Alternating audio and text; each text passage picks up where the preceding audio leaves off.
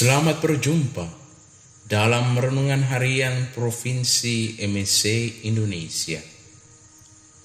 Melihat pemandangan yang indah dari puncak membuat kita terkagum-kagum dan membuat hati ini merasa gembira. Keindahan itu dapat dilihat kalau ada terang. Hari ini Yesus membuat suatu mujizat, yaitu seorang yang buta sejak lahir dapat melihat. Yesus sebenarnya mau menunjukkan dan mengarahkan kita semua bahwa Yesus adalah terang sejati itu yang membuat orang yang buta sejak lahir itu dapat melihat.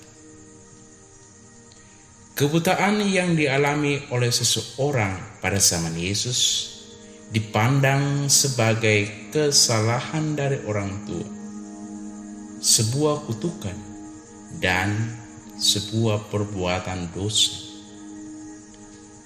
yang dilakukan oleh orang tua, dan anak mengalami hal itu, mengalami kebutaan.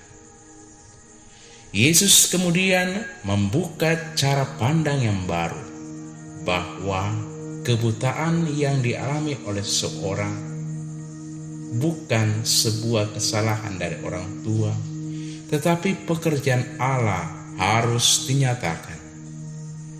Yesus kemudian menyembuhkan orang buta itu. Yesus sebenarnya tidak hanya menyembuhkan secara fisik, tetapi secara sosial dia mendapat kesembuhan karena diterima kembali dalam keluarganya, diterima kembali dalam kalangannya, diterima kembali dalam masyarakatnya, serta secara rohani mengalami penyembuhan karena mengalami rahmat Allah itu sendiri. Injil Yohanes mengajak kita untuk melihat Yesus sebagai terang sejati yang membebaskan manusia dari kegelapan dosa dan maut. Dosa itu membuat kita buta. Dosa itu membuat kita terbelenggu, tidak dapat melihat kebaikan dalam diri kita sendiri, tidak dapat melihat kebaikan dari Tuhan, dan tidak dapat melihat kebaikan dari sesama. Setiap orang yang dengan rendah hati datang kepada Yesus akan memperoleh terang sejati itu. Terang yang berasal dari Yesus, yang memberikan sinar, yang memberikan kebahagiaan, dan memberikan kesejukan dalam dirinya. Sebaliknya, orang yang sombong dan bahkan menolak sang terang itu akan masuk dalam kegelapan dan tipu daya muslihat setan itu sendiri.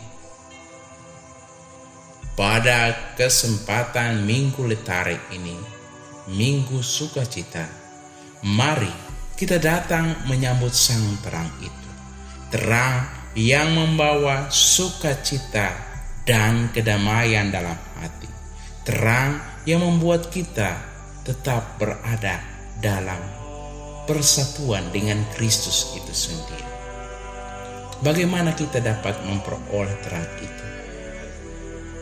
Mari percaya kepada Yesus, dan pertobatan dalam masa prapaskah ini menjadi jalan masuk untuk mengalami terang dan sukacita dalam hidup kita.